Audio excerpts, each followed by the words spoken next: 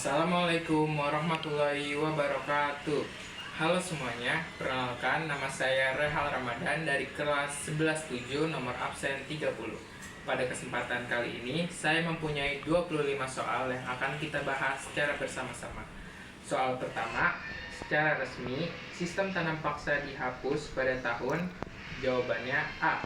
1870. Yang kedua, sistem tanam paksa terjadi pada masa pemerintahan Gubernur Jenderal. Jawabannya E. Van der Bos. Yang ketiga, kongsi dagang Hindia Timur atau EIC merupakan kongsi dagang milik. Jawabannya A. Inggris. Yang keempat, hak VOC untuk menebang tanaman rempah-rempah di Maluku disebut. Jawabannya D. Ekstirpasi. Yang keempat, pada saat kedatangan bangsa Portugis, Kesultanan Ternate di Maluku diperintah oleh. Jawabannya A. Marhum Sultan.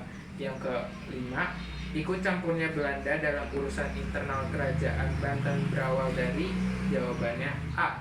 Terjadinya perebutan kekuasaan dalam kerajaan Banten. Yang keenam, rakyat Maluku tidak mau terus menderita di bawah keserakatan bangsa Belanda. Oleh karena itu, mereka mengadakan pertawanan untuk menentang kebijakan wajib serah hasil bumi yang dipimpin oleh. Jawabannya C. Kapitan Patimura. Soal ketujuh, Perang Padri diawali dengan perpecahan di kalangan masyarakat Minangkabau, yaitu. Jawabannya B. Konflik antara kaum Padri dan kaum Ad. Yang kesembilan, setelah Tuanku Imam Bonjol menyerah, perlawanan di Sumatera Barat diteruskan oleh. Jawabannya B. Tuanku Tambusi. Yang ke-10, sebab khusus terjadinya perlawanan Pangeran Diponegoro adalah.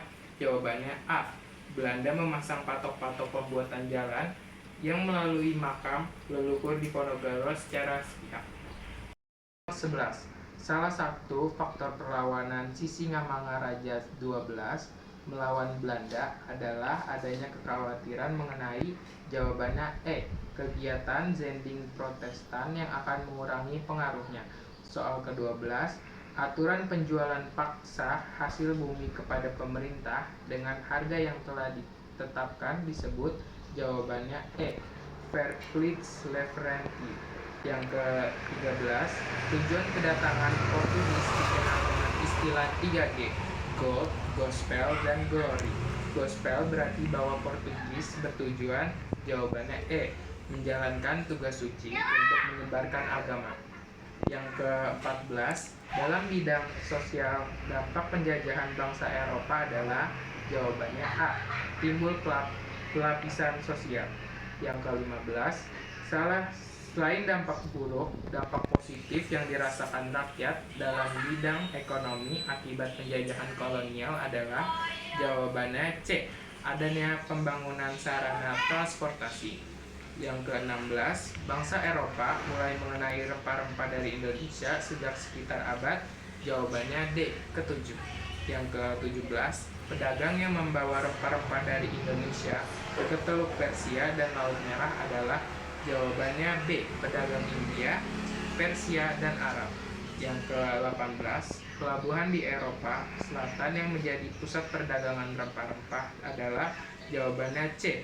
Venesia dan Genoa. Yang ke-19, Perang Salib yang memengaruhi perdagangan Asia Eropa berlangsung pada tahun. Jawabannya B.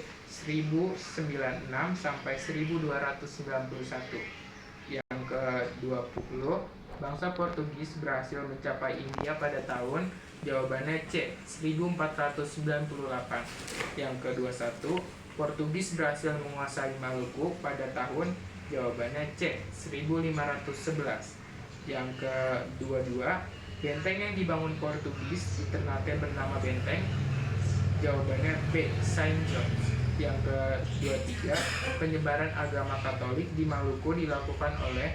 Jawabannya A. Franciscus Xaverius. Yang ke-24, ekspedisi Magalhães del Canto tiba di Tidore pada tahun. Jawabannya C. 1521. Yang ke-25, Perjanjian yang mengakhiri persaingan Portugis dan Spanyol di Maluku adalah perjanjian J.